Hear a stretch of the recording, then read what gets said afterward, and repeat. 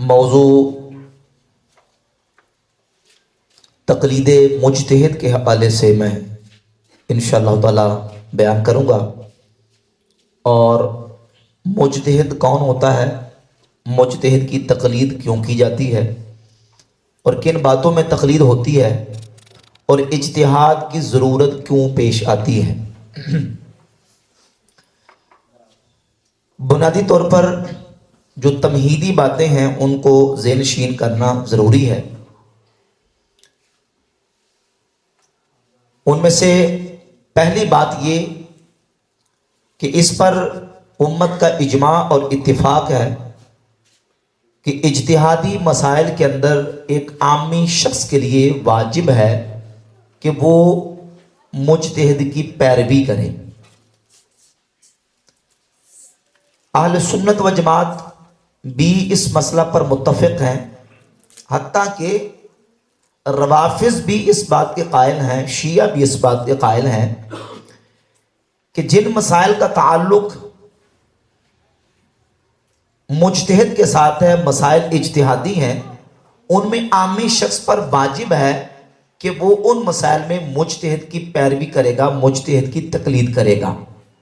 यही वजह है कि अहले सुन्नत व जमात के अंदर जिन आइमा मुजतहिदीन की फ़िक़्ह बाकायदा मुदब्बन हुई, पूरी दुनिया के अंदर फैली, इमाम आज़म अबू हनीफा रहमतुल्लाह ताला अलैह, इमाम मालिक बिन अनस रहमतुल्लाह ताला अलैह, इमाम मोहम्मद इब्न इदरीस शाफ़ई रहमतुल्लाह अलैह, इमाम अहमद इब्न हम्बल रहमतुल्लाह ताला अलैह, इन चारों इमामों की फ़िक़्ह को उम्मत ने कबूल किया और पूरी दुनिया के अंदर इन चारों इमामों की फ़िक़्ह के ऊपर मुसलमान अमल पैरा हैं, इन्हीं के फतवे के मुताबिक चलते हैं।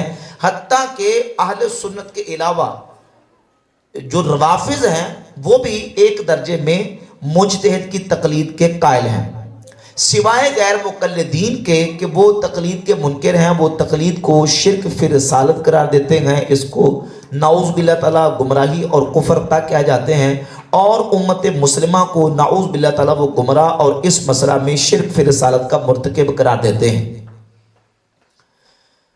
अब सवाल ये पैदा होता है कि हमारे दीन के मसाइल दो तरह के हैं।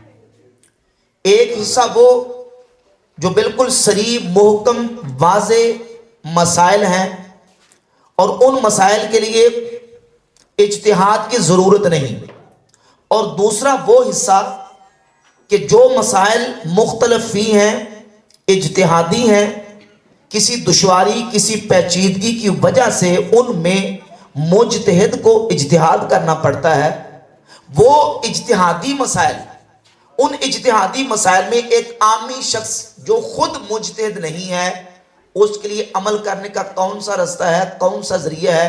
हम गैर मुक़ल्लिदीन से पूछेंगे कि तुम बताओ कि एक आमी शख्स उन इज्तिहादी मसाइल में अमल कैसे करेगा। क्या वो खुद इज्तिहाद करेगा? तो उसका जवाब वाज़ेह है कि जब खुद मुजतहिद नहीं, इज्तिहाद की सलाहियत ही नहीं रखता, तो लामहला उसे क्या करना पड़ेगा, मुजतहिद की पैरवी करनी पड़ेगी। अब उसे किसी न किसी मुजतहिद की पैरवी करनी पड़ेगी, उस मुजतहिद की पैरवी जिसने बाकायदा तौर पे इन तमाम मसाइल को जो फ़िक़ी अबवाब की तरतीब है, किताबुल तहारा, किताबुल सलाह, किताबुल ज़का, किताबुल हज और दीगर जितने अबवाब और चैप्टर्स हैं, उन्वानात हैं, उन उन्वानात के तहत उन मसाइल को तरतीब के साथ मुकम्मल डिस्कस करके उनके ऊपर अपने फतावाजात बयान किए हों और उनकी फ़िक़्ह को बाकायदा मुदब्बन किया गया हो और जमा किया गया हो और उम्मत ने उनकी फ़िक़्ह को कबूल किया हो। इसलिए आमी को जो है वो ज़रूरी है कि फिर उनमें से किसी न किसी इमाम की वो क्या करेगा, पैरवी करेगा। यहाँ यह भी याद रहे कि गैर मुक़ल्लिदीन की तरफ से, तकलीद के मुनकिरीन की तरफ से जब हम तकलीद की बात करते हैं तो एक वसवसा और एक इश्काल डाला जाता है। वो कहते हैं देखें जी, तकलीद तो ये मुशरिकीन का तरीका, काफिरों का तरीका है कि वो अपने मुशरिक और काफिर अबौ अजदाद की तकलीद करते थे, पैरवी करते थे, और वो ये कहते थे قالوا بل نتبع ما الفینا علیہ آباءنا، ہم تو اسی کی پیروی کریں گے جس پر ہم نے اپنے آباء و اجداد کو پایا. اور قالوا حسبنا ما وجدنا علیہ آباءنا اولو کان آباؤہم لا یعلمون شیئا ولا یہتدون. وہ کافر یہ کہتے تھے کہ حسبنا ما وجدنا علیہ آباءنا، ہمیں کافی ہے ہم نے جس رستے پر اپنے آباء و اجداد کو پایا تو ہم تو اسی رستے پر چلیں گے. تو لہذا وہ کہتے ہیں دیکھیں یہ جو اپنے آباء و اجداد کی اور اپنے بڑوں کی پیروی کرنا یہ تو کفار اور مشرکین کا طریقہ ہے. مسلمان جو ہے وہ یہ نہیں دیکھتا کہ میرے بڑے کس رستے پر ہیں، وہ یہ دیکھتا ہے کہ میں نے جو ہے وہ اپنے جو ہے قرآن و حدیث کی ڈائریکٹ پیروی کرنی، اتباع کرنی ہے اور اطاعت کرنی ہے. میں نے اپنے آباء و اجداد کو نہیں دیکھنا. تو یہاں یہ بات یاد رکھیں کہ بھئی پیروی اور تقلید کی دو صورتیں ہیں، ایک ہے تقلید محمود اور دوسری ہے تقلید مذموم. تقلید محمود اور تقلید مذموم. سمجھ آ رہی بات کی؟ جو لفظ میں بولوں اگر دہرانے کے لیے میں کہوں تو سارا دہرا دیا کریں تاکہ ذرا آسانی ہوتی ہے بات سمجھانے میں. تقلید کی کتنی قسمیں ہیں؟ ایک ہے تقلید محمود اور دوسری ہے تقلید مذموم. جب تقلید کی بات ہوتی ہے تو تقلید کے منکروں کی طرف سے اس تقلید کی مذمت میں دلائل دیے جاتے ہیں جو تقلید مذموم ہے، نامحمود ہے. بھئی ہم کسی کافر اور مشرک کی پیروی اور اتباع کی بات نہیں کر رہے، نعوذ باللہ تعالی، کیونکہ کافر مشرک کی پیروی قرآن و سنت کے مقابلے میں کرنا یہ تقلید مذموم ہے. ہماری بحث تقلید محمود کے بارے میں ہے کہ دین کے وہ مسائل جو اجتہادی ہیں، کسی دشواری یا پیچیدگی کی وجہ سے ان میں مجتہد کو اجتہاد کرنا پڑتا ہے، ان مسائل میں عامی شخص کے لیے واجب ہے کہ وہ مجتہد کی پیروی کرے. تم ایسے دلائل لے کے آؤ جو اس تقلید محمود کی مذمت کے حوالے سے ہوں، لیکن قرآن و سنت کے اندر ایسی تقلید محمود کی مذمت تو نہیں ہے. البتہ اللہ رب العزت کی طرف سے اور نبی پاک صلی اللہ علیہ وآلہ وسلم کی احادیث طیبہ سے یہ بات بالکل ثابت ہوتی ہے کہ عامی شخص پر جو ہے وہ مجتہدین کی پیروی لازم ہے، ضروری ہے. تقلید مذموم کی تو بات ہی نہیں ہو رہی، اس کو تو ہم بھی ناجائز سمجھتے ہیں، حرام سمجھتے ہیں، بلکہ کفر تک چلی جاتی ہے. بھئی یہاں بات ہو رہی ہے تقلید محمود کی.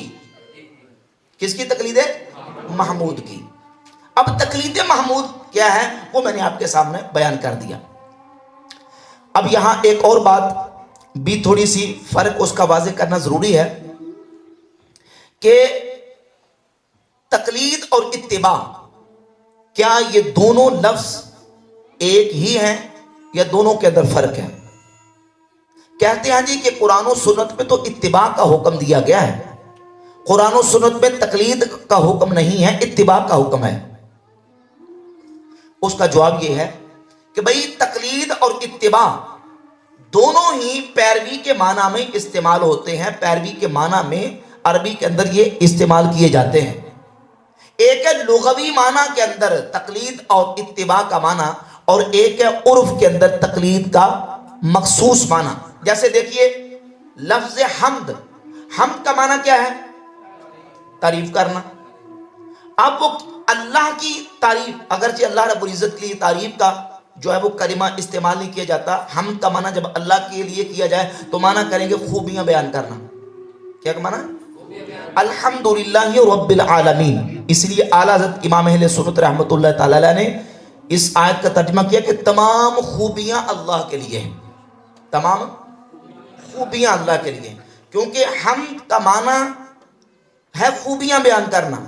اور اگرچہ یہاں وہ تعریف بھی اگر کوئی استعمال کسی نے کیا تو وہ اس پر حکم شرعی تو نہیں آئے گا، لیکن بہرحال تعریف جو ہوتی ہے، تعریف کا معنی یہ ہوتا ہے کسی کی پہچان بیان کرنا، کسی کی تعریف کرنا. مثلا کہتے ہیں کہ سچ کی تعریف کیا ہے؟ وہ جو واقعہ کے مطابق ہو. جھوٹ کی تعریف کیا ہے؟ واقعے کے مطابق ہے. مسلم کی تعریف کیا ہے؟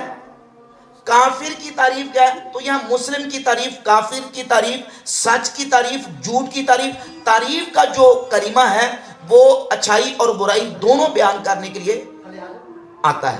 تو اس لیے امام اہل سنت رحمۃ اللہ علیہ نے یہاں ترجمہ کیا کہ تمام خوبیاں اللہ کے لیے۔ اگر ہم لغت کے اعتبار سے دیکھیں تو لغت میں حمد کا معنی ہے کسی کی تعریف کرنا، کسی کی تعریف کرنا، لیکن پھر حمد کا جو کلمہ ہے یہ خاص ہو گیا اللہ رب العزت کی خوبیاں بیان کرنے کے لیے۔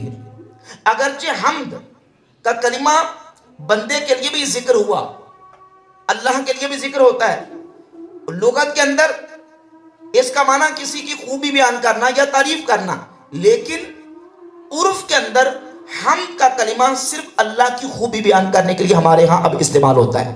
یہ نہیں کہتے کہ نبی کریم علیہ السلام کی حمد بیان کرو، کیا کہتے ہیں؟ نبی کریم علیہ السلام کی نعت بیان کرو، یا حضور کی مدح کرو، حضور کی نعت پڑھو اور اللہ کی حمد بیان کرو۔ اگرچہ حمد اور جو تعریف کرنا، وہ حمد کے لیے بھی تعریف کرنا اور نبی کریم علیہ السلام کی تعریف جو ہے نا وہ خوبی بیان کی جائے، اللہ کی خوبی بیان کی جائے، تو لغوی طور پہ استعمال ہو سکتا ہے۔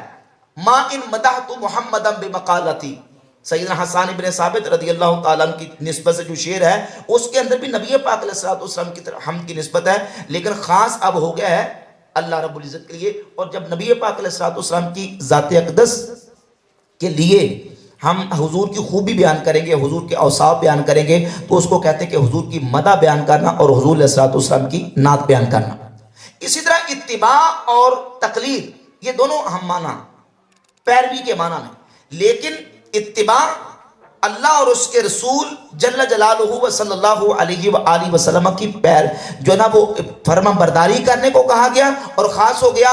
اور جب تقلید کا جو لفظ ہے اس کا عرف میں استعمال پھر خاص ہو گیا کہ جب عامی شخص اجتہادی مسائل کے اندر کسی مجتہد کی پیروی کرتا ہے تو اس کو کہتے ہیں تقلید کرنا۔ کیا کہتے ہیں؟ تقلید کرنا۔ تو تقلید محمود بھی ہوگی، تقلید مذموم کی بات بھی ہوگی، اور تقلید کا عرفی اور لغوی معنی بھی ہو گیا۔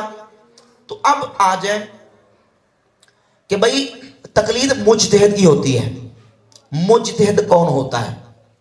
مجتہد کون ہوتا ہے؟ اجتہاد کرنے والا۔ اور مجتہد نے اجتہاد کرنا کن مسائل کے اندر ہوتا ہے؟ یہ ضروری بات ہے جو سمجھنے اور سمجھانے والی ہے۔ مجتہد وہ ہوتا ہے جو قرآن و سنت کا، دین کے ادلہ کا ایکسپرٹ اور ماہر ہوتا ہے۔ ہمارے پاس دین کے جب دلائل ہم دیکھتے تو سب سے پہلی دلیل ایک مومن کے پاس کون سی؟ اللہ کی کتاب قرآن مجید۔ قرآن یہ پہلی دلیل ہے ادلہ اربع میں سے۔ اب قرآن مجید کے ساتھ بہت سارے علوم جڑے ہوئے ہیں۔ وہ شخص جو عربی زبان کو نہیں جانتا، عربی کا ایکسپرٹ نہیں، عربی کا ماہر نہیں، وہ قرآن کا ماہر ہے، کیونکہ قرآن عربی زبان کے اندر ہے۔ پھر قرآن مجید فصاحت و بلاغت کا ایک بہت بڑا شاہکار ہے۔ جو قرآن کی جو عربی کی فصاحت و بلاغت کو نہیں جانتا وہ بھی قرآن کا ایکسپرٹ نہیں ہو سکتا۔ پھر قرآن عربی کے اندر ہے، عربی زبان ایک بہت وسیع زبان ہے، عربی کے ساتھ صرف کا تعلق بھی ہے، نحو کا تعلق بھی ہے، اور عربی کی پھر فصاحت بھی ہے، بلاغت بھی ہے۔ تو یہ عقلاً بات واضح نہیں ہو جاتی کہ قرآن کا ایکسپرٹ ہونے کے لیے عربی کا ماہر ہونا ضروری ہے؟ بولے نا بھائی، صرف کا ماہر ہونا ضروری ہے، نحو کا ماہر ہونا ضروری ہے، اور فصاحت و بلاغت کا ماہر ہونا ضروری ہے۔ وہ کہتے ہیں جی، یہ لوگ کہتے ہیں جی قرآن سمجھنے کے لیے اتنی علوم کی ضرورت ہے۔ بھائی ہم کہتے ہیں یہ بات بدیہی ہے۔ بات ہے کہ قرآن مجید عربی زبان کے اندر ہے، اور عربی ایک بہت فصیح و بلیغ اور وسیع زبان ہے۔ تو قرآن مجید کو جب تک اس کی جو اصل زبان ہے اس کو نہیں سمجھا جائے گا تو کیا قرآن مجید کو سمجھ لیا جائے گا؟ بولے نا بھائی، جو یہ کہے کہ عربی میں ران کو پٹ کہتے ہیں وہ قرآن کو سمجھ لے گا؟ بولو نا بھائی، قرآن کو تو وہی سمجھے گا نا کہ جو قرآن کی زبان کو جانتا ہے، اور قرآن کی زبان کیا ہے؟ عربی۔ اور عربی سمجھنے کے لیے عربی کی گرامر، اس کے قواعد و ضوابط، صرف نحو، اس کا جاننا کیا ہے؟ ضروری ہے۔ صرف جانے گا، نحو جانے گا، فصاحت، بلاغت اور اس سے متعلقہ جتنے علوم ہیں۔ اگر ہم اس میں پھر اصول فقہ کی بات کریں تو اصول فقہ کے اعتبار سے فقہا نے کتاب اللہ کو قرآن مجید کو 20 حصوں کے اندر تقسیم کیا کہ قرآن مجید کی جو زبان ہے، قرآن مجید کا جو اسلوب ہے، انداز ہے، اللہ رب العزت جل وعلا مجید الکریم کا اسلوب ہے بیان کرنے کا، اس میں کتاب اللہ کی 20 اقسام کو بیان کیا۔ کبھی حکم خاص طریقے سے بیان ہوتا ہے، کبھی عام طریقے سے۔ اس اعتبار سے کتاب اللہ کی 20 قسمیں ہیں، خاص ہے، عام ہے، مشترک، مول، حقیقت، مجاز، صریح، کنایہ، ظاہر، نص، مفسر، محکم، خفی، مشکل، مجمل، متشابہ۔ مسئلہ کبھی عبارت النص سے آتا ہے، کبھی اشارت النص سے، کبھی دلالت النص سے، کبھی اقتضاء النص سے۔ یہ 20 اقسام کتاب اللہ کی فقہاء نے بیان فرما دی۔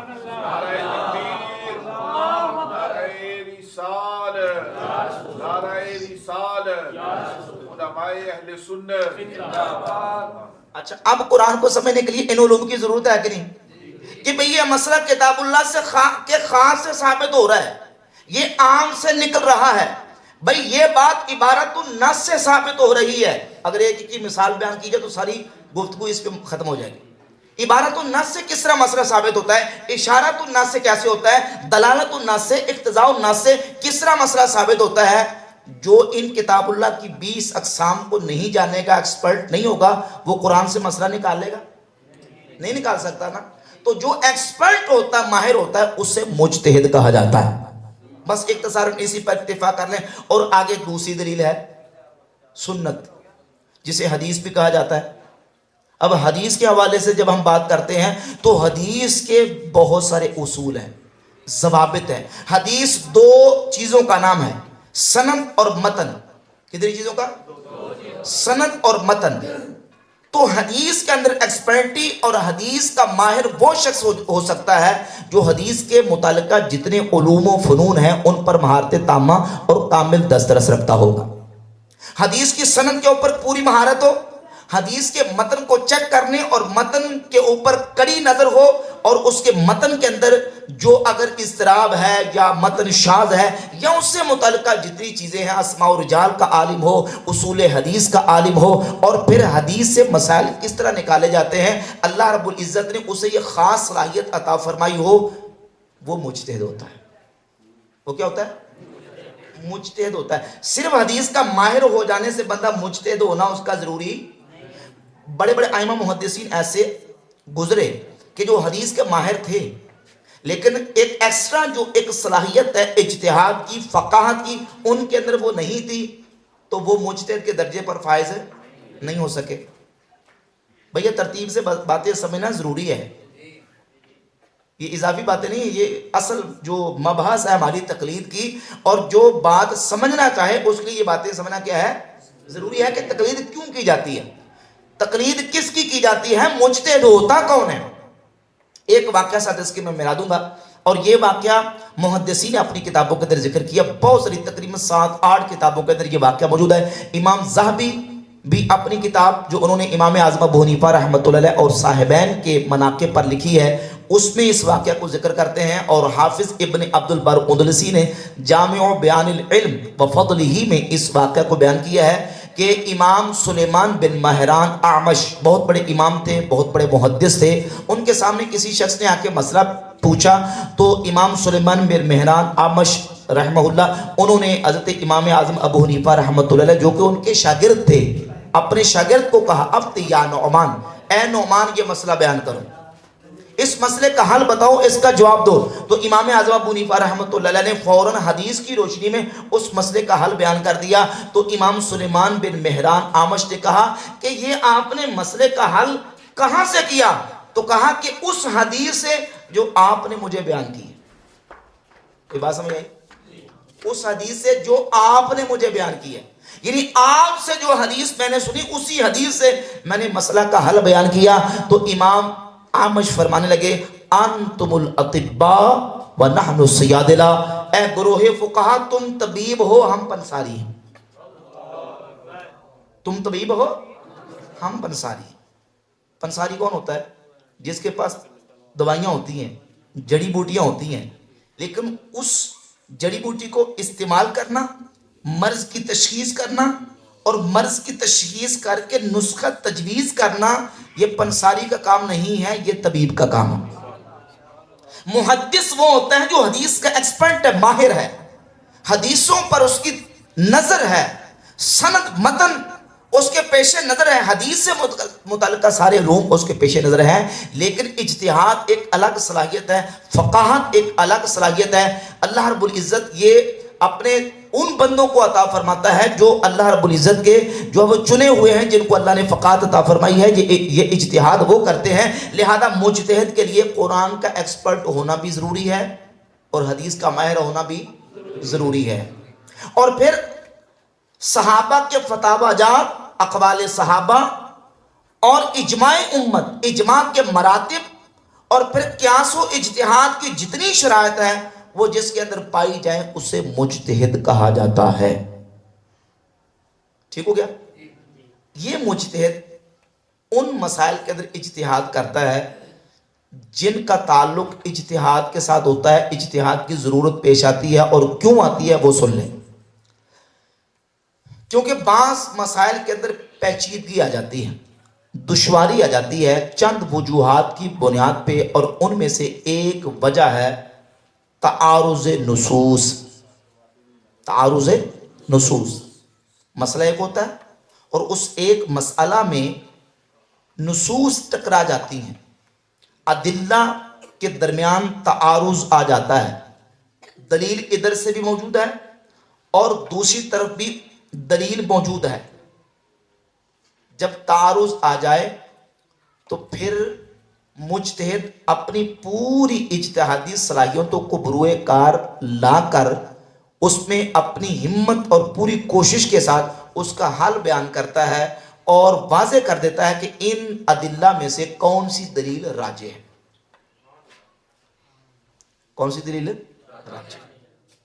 اس کی بہت ساری مثالیں دی جا سکتی ہیں، ان میں سے ایک مثال جو کہ ہمارے اس دور کے اندر بہت زیادہ جس مسئلے کو اچھالا جاتا ہے غیر مقلدین کی طرف سے اور سوشل میڈیا کے بعض نام نہاد علمی کتابیوں کی طرف سے، وہ ہے مسئلہ رفع الیدین۔ اور بھی مسائل بیان کی جا سکتا ہے لیکن چونکہ یہ زیادہ ڈسکس ہوتا ہے تو میں اسی کو کر دیتا ہوں کہ مسئلہ رفع الیدین۔ اب رفع الیدین کا مسئلہ یہ وہ ہے کہ جس میں ادلہ کے مابین آپس میں تعارض ہے، راجح مرجوح کا مسئلہ ہے، اور ادلہ کے تعارض کی وجہ سے اس میں مجتہدین نے اپنے اجتہاد کی بنیاد پہ پھر فیصلہ فرمایا۔ نبی پاک صلی اللہ علیہ وآلہ وسلم نے نماز ادا فرمائی، اور نبی پاک صلی اللہ علیہ وآلہ وسلم نے نماز کی تعلیم ارشاد فرمائی۔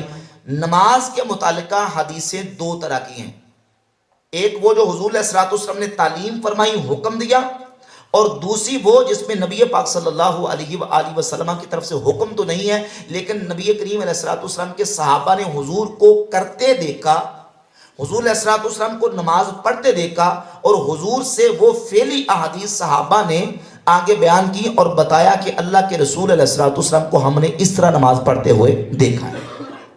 دو طرح کی حدیث آگئی، قولی اور فعلی۔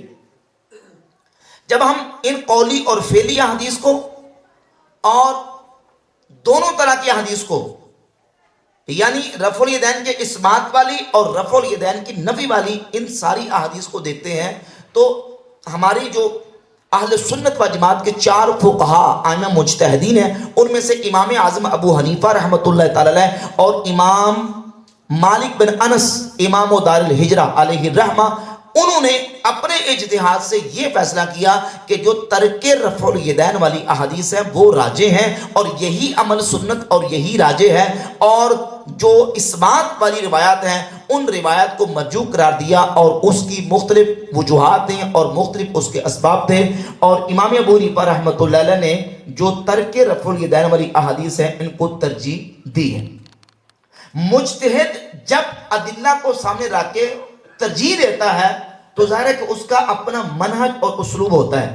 ہمارے امام اعظم ابو حنیفہ رحمۃ اللہ علیہ کا منہج یہ ہے کہ وہ تطبیق بین الروایات اور ادلہ کے درمیان تطبیق کرتے ہیں، مطابقت کرتے ہیں، اور پھر اپنے اس منہج کے مطابق دیکھتے ہیں کہ کن دلائل کو ہم نے راجح قرار دینا ہے، اور ان میں سے ایک امام اعظم ابو حنیفہ رحمۃ اللہ تعالی علیہ کا جو ہے وہ منہج وہ یہ ہے کہ وہ صحابہ کرام علیہم رضوان کا جو علمی سٹیٹس اور ان کا مقام و مرتبہ ہے اس بنیاد پر بھی روایت کو ترجیح دینے کا فیصلہ کرتے ہیں۔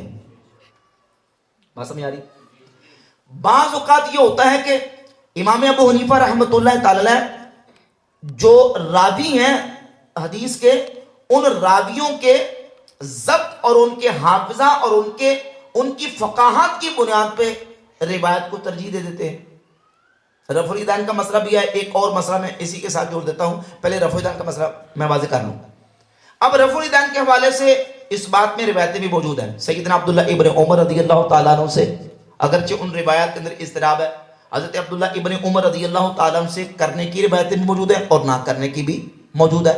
حضرت سیدنا مالک بن حویرث رضی اللہ تعالیٰ عنہ سے، اب ان سے رکوع جاتے بھی موجود ہے، رکوع سے آتے بھی اور سجدے جاتے بھی اور سجدوں سے اٹھتے وقت بھی رفع الیدین کرنے کی روایتیں موجود ہیں، جن میں سے سنن نسائی کے اندر 1082 یا دوسرے نسخے کے مطابق 1085 اور تیسرے نسخہ کے مطابق 1086 یہ روایت موجود ہے، جس میں رکوع جاتے رفع الیدین کرنے کا ذکر بھی ہے، رکوع سے اٹھتے وقت بھی ہے، سجدے جاتے بھی اور سجدوں سے اٹھتے وقت بھی رفع الیدین کرنے کا ذکر موجود ہے۔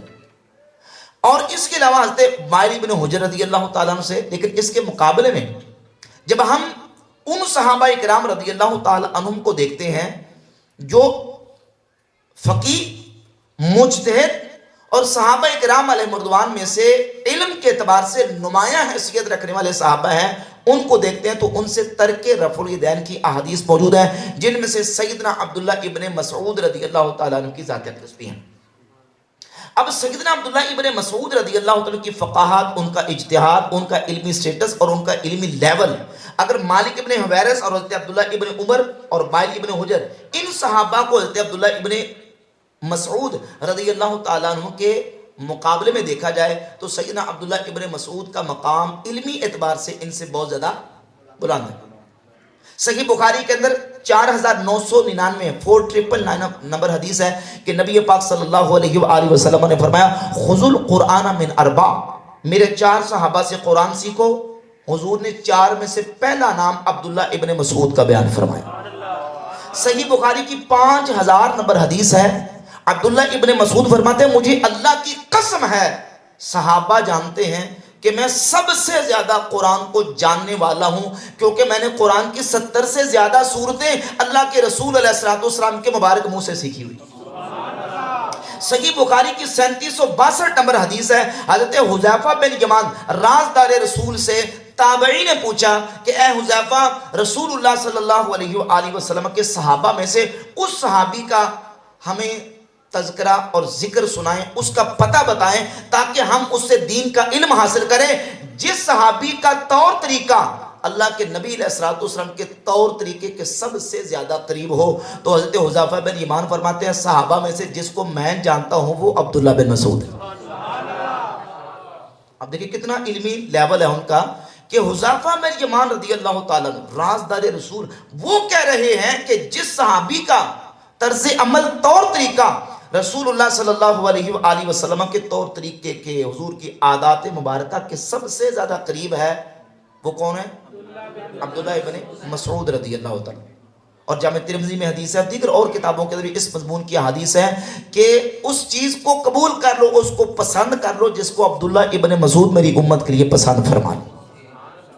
بہت سارے فضائل ہیں حضرت عبداللہ ابن مسعود رضی اللہ تعالیٰ عنہ کے، وہ فرماتے ہیں لوگوں کو الا اصلی بکم صلاۃ رسول اللہ کے صلی اللہ علیہ وآلہ وسلم، میں تمہیں رسول اللہ صلی اللہ علیہ وآلہ وسلم کی نماز پڑھ کے دکھاؤں کہ حضور کس طرح نماز پڑھتے تھے۔ جامع ترمذی میں 257 نمبر حدیث ہے اور سنن نسائی کے اندر 1027 نمبر حدیث ہے، اور یہی حدیث مسند احمد بن حنبل میں، مصنف ابن ابی شیبہ میں، السنن الکبریٰ امام بہقی کی اور درجنوں کتابوں کے اندر یہ حدیث موجود ہے۔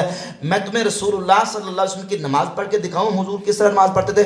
فصلی فلم یرفع یدیہ الا فی اول مرۃ، تو عبداللہ ابن مسعود نے نماز پڑھی، لم یرفع یدیہ، کسی جگہ پہ رفع یدین نہیں کیا، کسی مقام پہ نماز میں اپنے ہاتھوں کو نہیں اٹھایا، الا فی اول مرۃ، صرف اول مرتبہ۔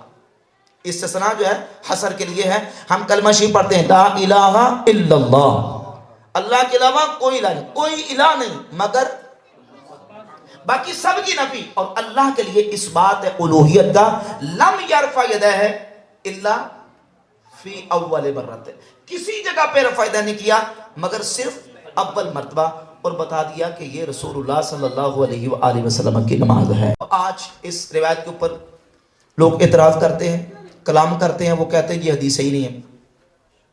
سنیے بھائی، پہلی دوسری صدی میں اسی حدیث کی بنیاد پر امام ابراہیم نخعی، امام سفیان ثوری، امام اعظم ابو حنیفہ، امام مالک ابن انس، امام و دار الہجرہ مدینہ شریف کے امام، وہ اسی حدیث کے مطابق موقف اختیار کرتے ہیں۔ تمہیں 15ویں صدی میں آ کے پتہ چل رہا ہے کہ یہ حدیث صحیح نہیں ہے۔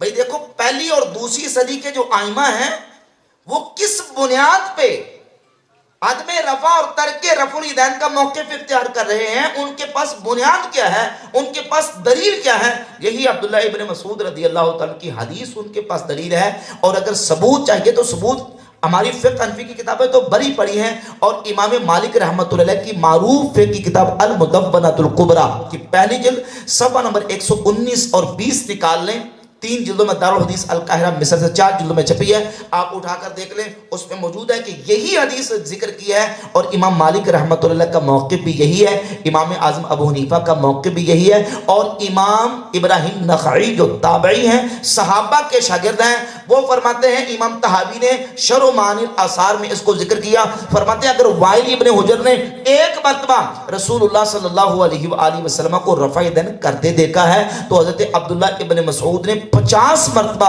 حضور کو رفع یدین نہ کرتے دیکھا۔ پہلی صدی کے امام، پہلی صدی کے امام، بھئی وہ اسی حدیث کی بنیاد پہ۔ آج تم یہ کہہ رہے ہو کہ حدیث صحیح نہیں، اور بحمداللہ تعالی حدیث صحیح ہے، سند کے اعتبار سے صحیح ہے، اور امت کی میجورٹی جو ہے وہ اسی حدیث کے مطابق ترک رفع یدین کی قائل ہے۔ اور امام ترمذی 257 نمبر حدیث کے بعد کمنٹ ذکر کرتے ہیں اور کہتے ہیں کہ حدیث ابن مسعود حسن، عبداللہ ابن مسعود کی حدیث حسن ہے، اور دوسرے نسخہ کے اندر ہے کہ حدیث ابن مسعود حدیث حسن صحیح، عبداللہ ابن مسعود کی حدیث ہے حسن صحیح ہے، وبہ یقول غیر واحد من اہل العلم من اصحاب نبی صلی اللہ علیہ وآلہ وسلم، اور نبی پاک صلی اللہ علیہ وآلہ وسلم کے اہل علم صحابہ بھی یہی کہتے ہیں۔ کون بولے؟ کون؟ اہل علم صحابہ بھی یہی کہتے ہیں۔ کون صحابہ؟ اہل علم صحابہ یہی کہتے ہیں جو عبداللہ ابن مسعود رضی اللہ تعالی عنہ بیان فرما رہے ہیں، اور ان اہل علم صحابہ میں سے ایک مولا علی کی ذات اقدس ہے۔ مصنف ابن ابی شیبہ میں امام ابو بکر ابن ابی شیبہ 2457 2457 نمبر حدیث لے کے آئے، اور ایک ایک راوی جس حدیث کا ثقہ ہے، امام ابو بکر ابن ابی شیبہ امام وکیع اپنے استاد سے جو کہ ثقہ ہیں، اور وکیع ابو بکر ناشری سے حدیث لے کے آئے جو کہ ثقہ ہیں، اور ابو بکر ناشری عاصم بن قلیب سے، وہ بھی ثقہ ہیں، اور عاصم بن قلیب اپنے والد قلیب بن شہاب سے حدیث بیان کرتے ہیں، وہ بھی ثقہ ہیں۔ قلیب بن شہاب مولا علی کے شاگرد ہیں، وہ کہتے ہیں جب مولا علی نماز پڑھتے تھے تو صرف نماز کے شروع میں ہاتھ اٹھاتے تھے، باقی پوری نماز میں مولا علی رفع یدین نہیں کرتے تھے۔ سارے راوی ثقہ اور حدیث صحیح۔ امام زیلعی نے نصب الرایا میں اس حدیث کو صحیح قرار دیا، امام عینی نے عمدۃ القاری شرح صحیح البخاری کے اندر جلد 5 میں اس حدیث کو صحیح قرار دیا، اور بحمداللہ تعالیٰ ایک ایک راوی اس کا ثقہ، اور یہ روایت صحیح ہے۔ مولا علی پاک رضی اللہ تعالی عنہ اہل علم صحابہ میں سے، وہ بھی یہی کہتے ہیں کہ صرف نماز کے شروع میں رفع الیدین، اور اہل علم تابعین کا عمل بھی یہ ہے، امام سفیان ثوری کا، اہل کوفہ کا، عراق والوں کا بھی یہی موقف ہے، اور مدینہ کے امام مالک رحمۃ اللہ علیہ کا بھی یہی موقف ہے۔ تو ان ادلہ کی بنیاد پہ اب ظاہر ہے کہ کرنے کی روایتیں بھی ہیں، لیکن نہ کرنے کی، سیدنا جابر بن سمرہ رضی اللہ تعالیٰ عنہ سے، حضرت براء ابن عازب سے، حضرت عبداللہ ابن عباس رضی اللہ تعالیٰ عنہ سے، دیگر سارے ادلہ کی بنیاد پہ امام اعظم ابو حنیفہ اور امام مالک رحمۃ اللہ کا موقف چونکہ مجتہد تھے، انہوں نے اس بنیاد پہ ادلہ کے تعارض کی وجہ سے ان احادیث کو راجح قرار دیا جو ترک رفع الیدین کی احادیث ہیں، اور انہوں نے اس مسئلے میں یہ فتویٰ دیا، اور آج امت کی میجورٹی اور اکثریت جو ہے وہ اسی مسئلے پر عمل پیرا ہے۔ ایک پیچیدگی اور دشواری کی وجہ ہے تعارض نصوص۔ ایک اور مثال دے دیتا ہوں، جیسے صحیح مسلم کے اندر حدیث ہے ایک چیپٹر اور ایک ہی باب کے اندر دو حدیثیں امام مسلم لے کے، اور صحیح بخاری کے اندر بھی یہ حدیث سیدنا عبداللہ ابن عباس رضی اللہ تعالی عنہما سے موجود ہے۔ سیدنا عبداللہ ابن عباس رضی اللہ تعالیٰ عنہ فرماتے ہیں کہ ان رسول اللہ صلی اللہ علیہ وآلہ وسلم تزوج میمونۃ وہو محرم، رسول اللہ صلی اللہ علیہ وآلہ وسلم نے سیدہ میمونہ رضی اللہ تعالیٰ عنہ سے نکاح کیا تو اس وقت آپ نے احرام باندھا ہوا تھا، عمرۃ القضاء کا احرام باندھا ہوا تھا آپ علیہ السلام نے، اور احرام کی حالت میں اللہ کے رسول علیہ السلام نے سیدہ میمونہ رضی اللہ تعالی عنہا سے نکاح کیا۔ اور دوسری روایت یزید ابن الاسم سے ہے، وہ کہتے ہیں کہ نبی پاک صلی اللہ علیہ وآلہ وسلم نے جب حضرت میمونہ رضی اللہ تعالی عنہا سے نکاح کیا وہو حلال، تو حضور نے اس وقت اپنا احرام کھول دیا تھا۔ سند کے اعتبار سے صحیح مسلم میں دونوں حدیثیں موجود ہیں، ظاہر ہے کہ صحیح مسلم پر ان کا اعتماد اس اعتبار سے کہ وہ ایک ایک حدیث کو صحیح کرا دیتے ہیں، غیر مقلدین بھی، تو سوال یہ پیدا ہوتا ہے کہ یزید ابن الاسم کی روایت بھی صحیح، حضرت سیدنا عبداللہ ابن عباس کی حدیث بھی صحیح، ایک واقعہ ایک موقع اور ایک ہی موقع پر دو متعارض روایتیں موجود ہیں، اور بالکل 180 ڈگری پہ دونوں روایتیں ہیں۔ ایک روایت جو ہے وہ یہ کہہ رہی ہے کہ نبی پاک علیہ السلام نے احرام کی حالت میں نکاح کیا، اور دوسری روایت کہہ رہی ہے کہ حضور نے احرام کھول دیا ہوا تھا اس وقت۔ تطبیق نہیں ہو سکتی، مطابقت نہیں ہو سکتی، کیونکہ دونوں باتیں بالکل ایک میں اثبات ہے اور ایک میں نفی ہے۔ تو امام اعظم ابو حنیفہ رحمۃ اللہ علیہ نے یہاں فیصلہ کیا راویوں کے ضبط ان کی فقاہت کی بنیاد پہ کہ یہ جو روایت حضرت عبداللہ ابن عباس رضی اللہ تعالی عنہما سے ہے، اس کے راوی فقیہ ہیں اور ضبط والے ہیں اور بڑے ثقہ راوی ہیں، لہٰذا جو یزید ابن الاسم والی روایت ہے وہ ان کے مرتبے کے ان کے مقابلے میں کم درجے کے کمزور راویوں سے ہے، جبکہ یہ جو راوی ہیں یہ ان کے مقابلے میں اثبت بھی ہیں، اوسط بھی ہیں، فقیہ بھی ہیں، اور فقاہت اور علم میں وہ دوسرے راویوں سے زیادہ ہے، لہذا ترجیح اس روایت کو ہوگی جو کہ عبداللہ ابن عباس رضی اللہ تعالی عنہما سے ہے، اور وہ یہی ہے کہ نبی پاک علیہ السلام نے احرام کی حالت میں نکاح فرمایا۔ یہ بات سمجھ آ رہی ہے؟ ابھی ایک پوائنٹ ہوا ہے کہ تعارض نصوص اور ادلہ کے تعارض کی بنیاد پہ اجتہاد مجتہد کرتا ہے۔ دوسری ایک صورت ہوتی ہے، بعض اوقات یہ ہوتا ہے کہ پیچیدگی آ جاتی ہے، دشواری آتی ہے اجمال اور ابہام کی وجہ سے۔ اجمال ہوتا ہے دلیل کے اندر، ابہام ہوتا ہے اس اجمال اور ابہام کو مجتہد دور کرتا ہے، اور دور کر کے تو پھر اس کی تفصیل بیان کر کے واضح کرتا ہے کہ بھئی یہاں یہ اس کی تفصیل ہے۔ جیسے قرآن مجید میں ہے وضو کے لیے وضو کا حکم دیا گیا تو وضو میں سر کا مسح کرنے کا حکم دیا گیا، وَامْسَحُوا بِرُؤُوسِكُمْ وَأَرْجُلَكُمْ إِلَى الْكَعْبَيْنِ، اپنے سروں کا مسح کرو، سروں کا، اب سروں کا مسح کرنے میں اجمال ہے، سروں کا مسح کتنا کرنا ہے، کتنا کرنا فرض ہے، اس آیت کے اندر اس کی تفصیل نہیں، اس کی تفصیل کے لیے احادیث کو دیکھا، اور احادیث سے امام اعظم ابو حنیفہ رحمۃ اللہ علیہ نے اس کی تفصیل بیان کر کے اپنے اجتہاد کی روشنی میں بیان کیا اور بتایا کہ کم از کم چوتھائی سر مسح کرنا یہ کیا ہے، فرض ہے۔ نماز کے بہت سارے مسائل ہیں، اجمال ہے، ابہام ہے، تو اس کی تفصیل دوسرے ادلہ سے ہو جاتی ہے۔ بعض اوقات یہ ہوتا ہے کہ تعدد وجوہ معانی بھی یہ اجتہاد کی وجہ اور سبب بنتا ہے۔ بھئی طالب علم بیٹھے ہیں نا مدرسوں میں پڑھنے والے، سمجھنے کے بوڑھے بیٹھے ہیں، تعدد وجوہ معنی، لفظ ایک ہوتا ہے، کلمہ ایک ہوتا ہے، لیکن ہوتا یہ ہے کہ اس کے معنی مختلف ہوتے ہیں، تو ان معانی کے اختلاف کی وجہ سے بھی اس میں متعین کرنے کے لیے کہ یہاں کون سا معنی ایڈجسٹ کریں گے، کون سا معنی متعین کریں گے، مجتہد کو اجتہاد کرنا پڑتا ہے۔ جیسے قرآن مجید میں ہے یتربصن بانفسہن ثلاثۃ قروء، جن عورتوں کو طلاق ہو جائے تو ان کی عدت بیان کی گئی ہے کہ عورت کتنے قروء تک عدت گزارے گی، 3 قروء۔ اب قروء یہ وہ کلمہ ہے جس کے معانی مختلف ہیں. میں اختصار سے آگے چلوں گا. اصول الشاشی میں آپ نے یہ مثال پڑھی ہوئی ہے. تو اب یہ وجہ بنی نا اجتہاد کی کہ اس قروء کے معنی کے اندر اختلاف ہے کہ قروء سے مراد طہر ہے یا قروء سے مراد حیض ہے. یہ کون متعین کرے گا؟ جو تندور پہ روٹیاں لگاتا ہے وہ کرے گا، جو ریڑھی لگا کے پھل بیچتا ہے وہ کرے گا. یہ معنی کون متعین کرے گا؟ مجتہد کرے گا. اور اپنی ان اجتہادی صلاحیت کی روشنی میں، اپنی اس ماہرانہ جو صلاحیتیں ہیں ان کی روشنی میں وہ معنی متعین کرے گا کہ یہاں جو ہے وہ یہ معنی متعین ہوگا. امام اعظم ابو حنیفہ رحمۃ اللہ علیہ نے یہاں قروء کا دلائل کی روشنی میں معنی متعین کیا کہ قروء کا معنی یہاں ہے حیض.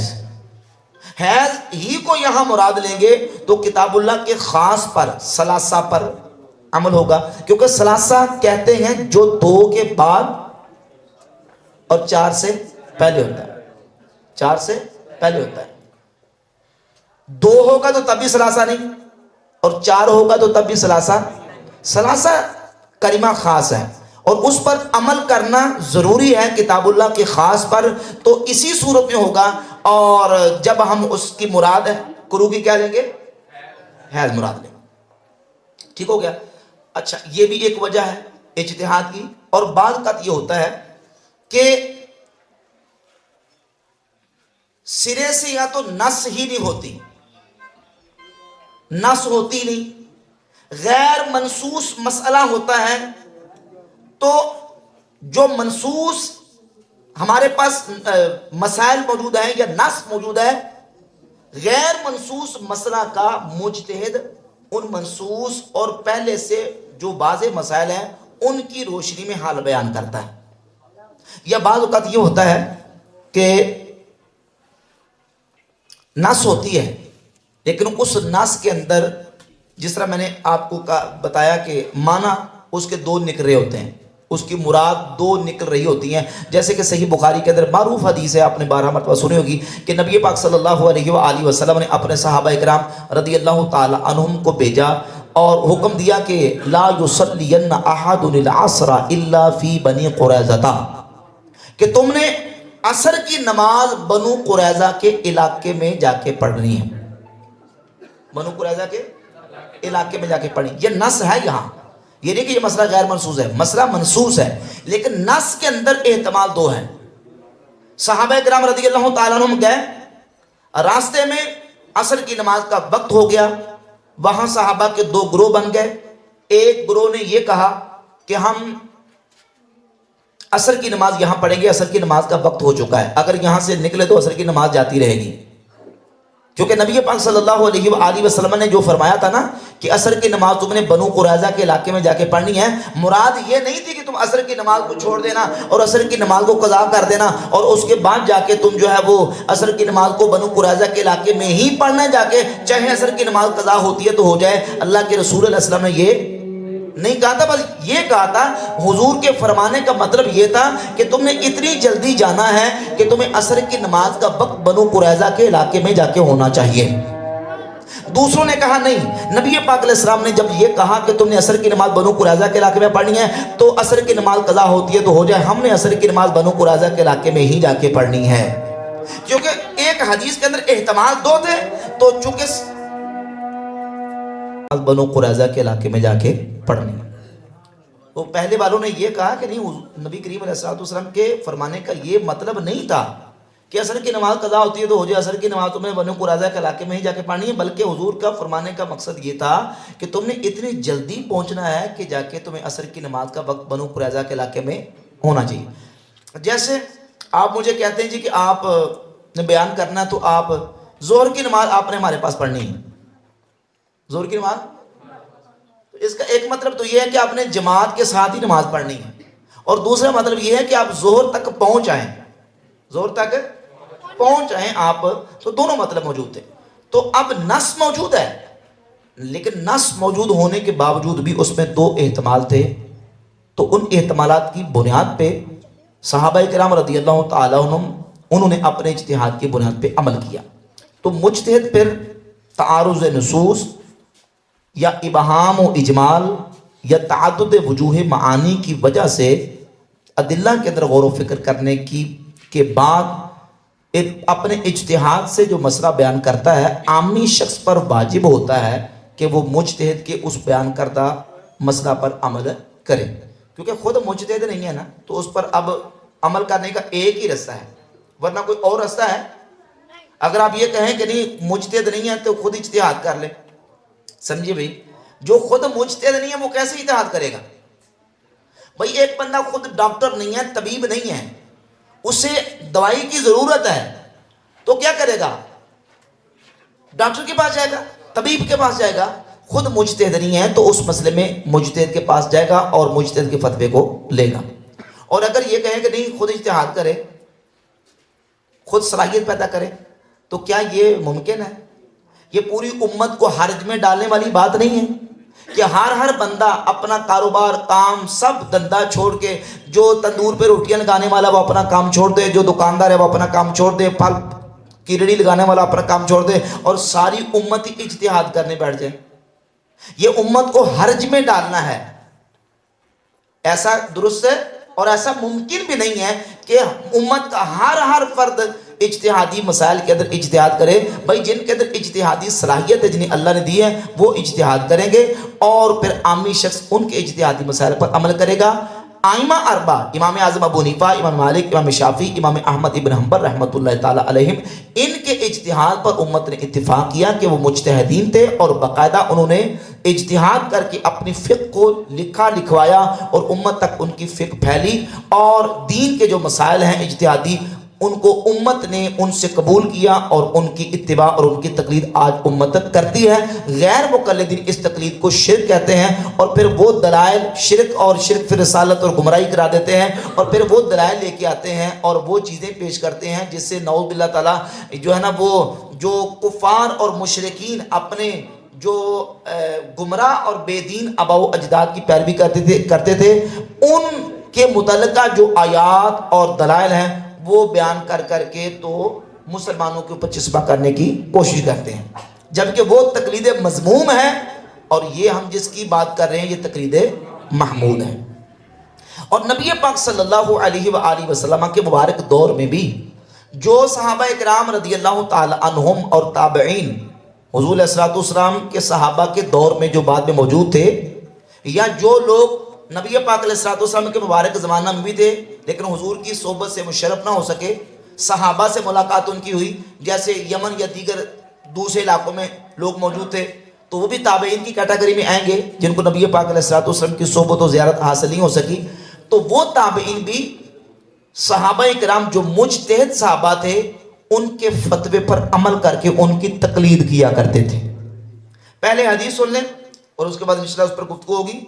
معروف حدیث ہے، حدیث کی بہت ساری کتابوں کے اندر یہ حدیث ہے، محدثین نے اس حدیث کی تصحیح بیان کی ہے۔ امام بہقی اپنی کتاب السنن الکبریٰ کی جلد نمبر 10 صفحہ نمبر 114 پہ، اور امام دارمی سنن دارمی کے اندر 168 نمبر حدیث لے کے آئے۔ مسند احمد ابن حنبل میں 21502 نمبر حدیث ہے، اور سنن ابی داؤد میں 3592 نمبر حدیث ہے، اور اس حدیث کو محدثین نے صحیح قرار دیا۔ حدیث بعد میں پڑھتا ہوں، پہلے اس کا حکم سن لیں۔ حافظ ابن کثیر نے تفسیر ابن کثیر کی جلد نمبر 1 صفحہ نمبر 15 پہ اس حدیث کے بارے میں لکھا، وَهَذَا الْحَدِيثُ فِي الْمَسَانِيدِ وَالسُّنَنِ بِإِسْنَادٍ جَيِّدٍ كَمَا هُوَ مُقَرَّرٌ فِي مَوْضِعِهِ، کہ یہ حدیث مسند اور سنن کتابوں کے اندر جید سند کے ساتھ موجود ہے۔ اور حافظ ابن عبد البر اندلسی نے جامع بیان العلم و فضلہ میں جلد نمبر 2 صفحہ نمبر 92 پہ لکھا، حدیث معاذ صحیح مشہور رواہ الائمۃ العدول، معاذ ابن جبل رضی اللہ تعالیٰ عنہ کی حدیث صحیح ہے، مشہور ہے، اور ائمہ عدول کے ہاں یہ روایت مشہور ہے۔ وَهُوَ أَصْلٌ فِي الْإِجْتِهَادِ وَالْقِيَاسِ عَلَى الْأُصُولِ، اور یہ حدیث قیاس اور اجتہاد میں اصول کے اعتبار سے اصل کی حیثیت رکھتی ہے۔ وَبِهِ قَالَ جمہور العلماء وَسَائِرُ الْفُقَهَاء، اور یہی جمہور علماء اور تمام فقہاء نے کہا ہے کہ حضرت معاذ بن جبل رضی اللہ تعالیٰ کی حدیث صحیح مشہور ہے، اور اس حدیث کو بنیاد بنایا ہے. اور ہاں ابن قیم الجوزیہ نے اعلام الموقعین کی جلد 1 صفحہ 176 پہ لکھا وَهَذَا إِسْنَادٌ مُتَّصِلٌ وَرِجَالُهُ مَعْرُوفُونَ بِالثِّقَةِ کہ اس سند کے رجال، اس کی سند متصل ہے، رجال ثقاہت کے ساتھ معروف ہیں. قاضی شوکانی نے فتح القدیر جلد 2 صفحہ 219 پہ لکھا وَهُوَ حَدِيثٌ صَالِحٌ لِلْاحْتِجَاجِ بِهِ یہ حدیث صالح للاحتجاج ہے، قابل احتجاج ہے، یعنی علماء نے اس سے احتجاج کیا ہے. اور وہ حدیث یہ ہے کہ نبی پاک صلی اللہ علیہ وآلہ وسلم نے یمن کا قاضی بنا کے سیدنا معاذ بن جبل رضی اللہ تعالیٰ عنہ کو بھیجا اور فرمایا اذا اراد لك قضاء اے معاذ آپ کے سامنے کوئی مسئلہ آئے تو آپ اس کا فیصلہ کس طرح کریں گے؟ عرض کی اقضی بکتاب اللہ حضور میں اس کا حل اللہ کی کتاب قرآن سے کروں گا. نبی پاک علیہ السلام نے فرمایا ان لم تجد فی کتاب اللہ اگر تو اس کا حل کتاب اللہ میں نہ پائے تو پھر عرض کی اقضی بسنت رسول اللہ حضور میں رسول اللہ کی سنت سے اس کا فیصلہ کروں گا. فرمایا ان لم تجد فی سنت رسول اللہ اگر تو اس کا حل سنت رسول میں نہ پائے تو پھر کیا کرے گا؟ عرض کی اجتہد برأیی ولا آلو حضور پھر میں اپنی رائے سے اجتہاد کروں گا اور اس میں کوئی کمی کوتاہی نہیں کروں گا. نبی پاک صلی اللہ علیہ وآلہ وسلم نے اپنا مبارک ہاتھ ان کے سینے پر رکھا اور اللہ کی بارگاہ میں دعا کی الحمدللہ الذی وفق رسول اللہ اس ذات کے لیے تمام خوبیاں ہیں جس نے اپنے رسول کے قاصد کو اس کی توفیق عطا فرمائی. یہ حدیث اجتہاد اور قیاس کے باب میں اصل کی حیثیت رکھتی ہے اور محدثین اور فقہاء نے اس حدیث کو قبول کیا، قابل احتجاج قرار دیا اور اسی بنیاد پہ پھر اجتہاد کا سلسلہ اللہ کے فضل و کرم سے آگے جاری و ساری ہے. اور اس پر اور بہت سارے ادلہ موجود ہیں. حدیث معاذ رضی اللہ تعالیٰ عنہ یہ ایک اصل کی حیثیت رکھتی ہے. نبی پاک علیہ السلام نے حضرت معاذ بن جبل کو یمن کا قاضی بنا کے بھیجا. حضرت معاذ یمن گئے. اب سوال یہ پیدا ہوتا ہے کہ یمن جا کے جو مسائل اجتہادی تھے حضرت معاذ بن جبل نے ان مسائل کا حل اہل یمن کے سامنے بیان کیا؟ تو بولے بولو نا کیا نا بھئی جو کتاب اللہ سے مسئلہ حل نہ ہوا یا سنت رسول سے مسئلہ حل نہ ہوا تو اجتہاد کر کے مسئلہ بیان کیا نا. تو جو یمن والے لوگ تھے وہ حضرت معاذ بن جبل کا جو فیصلہ تھا اجتہاد سے انہوں نے کیا. یمن والوں نے قبول کیا کہ نہیں کیا؟ تو اسی کو تقلید کہتے ہیں کہ اہل یمن نے حضرت معاذ بن جبل رضی اللہ تعالیٰ عنہ کی تقلید کی اجتہادی مسئلہ میں اور ان کی پیروی کی لیکن ان سے دلیل کا مطالبہ نہیں کیا. غیر مقلدین کی طرف سے پراپوگنڈا کیا جاتا ہے. یہ کہتے ہیں جی کہ یہ امام کی تقلید کرتے ہیں امام کے بلا دلیل قول پر. بھئی ہم کہتے ہیں ہم بلا دلیل قول پر تقلید نہیں کرتے، ہم تقلید امام کی کرتے ہیں. امام کا قول دلیل کے ساتھ ہوتا ہے پر ہم دلیل پوچھتے نہیں، ہم دلیل کا تقاضا نہیں کرتے، پوچھتے نہیں کیونکہ مجتہد ہے اور مجتہد کے سامنے تمام ادلہ ہوتے ہیں. ادلہ کو دیکھ کر مجتہد نے اجتہاد کر کے فتویٰ بیان کیا ہے. جب مقلد عامی شخص مجتہد کی پیروی کرے گا تو امام کا فتویٰ دلیل کی روشنی میں ہوتا ہے. ایک ہے کسی کے بلا دلیل قول پر اس کی پیروی کرنا، ایک ہے با دلیل قول کی پیروی کرنا لیکن دلیل کو پوچھنا. بولے پوچھنا. اور ہر بندہ دلیل کو سمجھ بھی نہیں سکتا کہ ایک مجتہد نے دلائل کو کس طریقے سے اکٹھا کیا، جمع کیا اور اس طرف دلائل دوسری طرف دلائل اور پھر دلائل کا آپس میں تعارض اور ساری جو پیچیدگیاں ہیں ان کو حل کر کے مجتہد نے جو مسئلہ بیان کیا ہوتا ہے وہ ہر بندہ سمجھ لیتا ہے. تو لازمی طور پہ اجتہادی مسئلے میں پھر عامی شخص پر واجب ہے کہ وہ کیا کرے گا؟ مجتہد کی پیروی کرے گا. اچھا بعض اوقات یہ ہوتا ہے کہ وہ پھر مانتے نہیں غیر مقلدین، لیکن بعض جگہ پہ وہ پھر جب پھنس جاتے ہیں چاروں طرف سے وہ کہتا ہے ٹھیک ہے تقلید عامی شخص کرے گا. البانی نے مانا، مقصود فیضی غیر مقلد پاپیوں کا بڑا عالم ہے، اس نے بھی مانا. میں نے اس پر ایک کلے بھی بنایا، اس کی ویڈیو بھی ساتھ لگائی کہ ہاں آج کل جو بے راہروی کا سلسلہ چل پڑا ہے نا، اس سے بچنے کے لیے یہی حال ہے کہ ائمہ مجتہدین کی تقلید کی جائے اور پیروی کی جائے. کیونکہ جتنے منہ اتری باتیں، اگر یہ سلسلہ ایسے ہی چلتا رہے، آج جو دڑے اور اختلافات اس قدر بن چکے ہیں ان کا واحد حال یہی ہے کہ جو سابقہ ائمہ مجتہدین کا سلسلہ چلا آ رہا ہے انہی میں سے کسی نہ کسی کے ساتھ جوڑا جائے، ورنہ بے رہبی اور آزاد خیالی کا وہ سیلاب اور وہ طوفان بدتمیزی آ جائے گا کہ اس کو تھامنا مشکل ہو جائے گا۔ اب پھر وہ کہتے ہیں ٹھیک ہے تقلید کی جائے گی، لیکن وہ مطلق تقلید، تقلید شخصی جائز نہیں۔ سنیے، تقلید شخصی کہتے ہیں جائز نہیں۔ ایک وقت ہوتا ہے کہ وہ مطلقاً تقلید کے منکر ہوتے ہیں، لیکن جب سارے دلائل سامنے آتے ہیں تو پھر کہتے ہیں ٹھیک ہے تقلید جائز ہے لیکن تقلید شخصی جائز نہیں ہے۔ ہم کہتے ہیں بھئی پہلے یہ بتاؤ کہ تقلید شخصی کا تم انکار کر رہے ہو، تم تقلید مطلق کو مانتے ہو؟ کن دلائل کی بنیاد پہ مانتے ہو؟ اب جب دلائل کی بات آئے گی تو پھر وہی دلائل جو ہم پیش کرتے ہیں انہی دلائل کو بیان کریں گے۔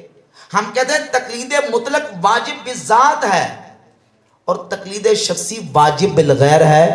تقلید مطلق بھی واجب ہے، تقلید شخصی بھی واجب ہے۔ تقلید شخصی کیوں واجب ہے؟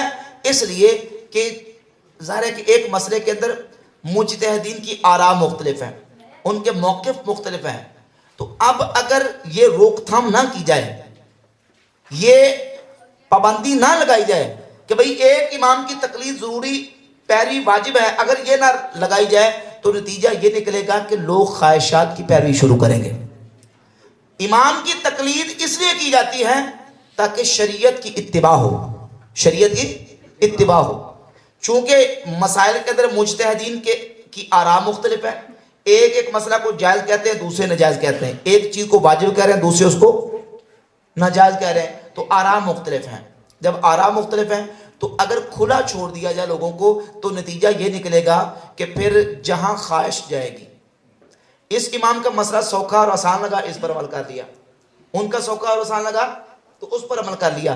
تو مطلوب تو شریعت کا اتباع ہے، شریعت پر عمل مقصود ہے، اگر اذان چھوڑ دیا جائے تو پھر خواہشات نفسانی کا اتباع اور پیروی بن جائے گی جو کہ شریعت میں محمود نہیں ہے۔ تقلید اس لیے کی جاتی ہے تاکہ شریعت کی پیروی ہو اور اس پہ خواہشات کی پیروی مقصود نہیں ہوتی، تو مطلق چھوڑنے سے یہ نقصان اور خرابی لازم آتی ہے، جس کی وجہ سے تقلید شخصی جو ہے وہ واجب بالغیر قرار دی گئی ہے کہ واجب ہے کہ کسی ایک امام جو ہے مقرر کی تقلید کر لے اور اس کے جو اسباب و شرائط ہے وہ ساری پائی جاتی ہوں، اور جس علاقے کے اندر بالخصوص اس امام کی بیان کردہ فقہ اس تک رسائی بھی ہو، اس کے علماء بھی موجود ہوں، اور اس فقہ کے اندر جو رہنمائی لینی ہے وہ رہنمائی بھی میسر آ سکے۔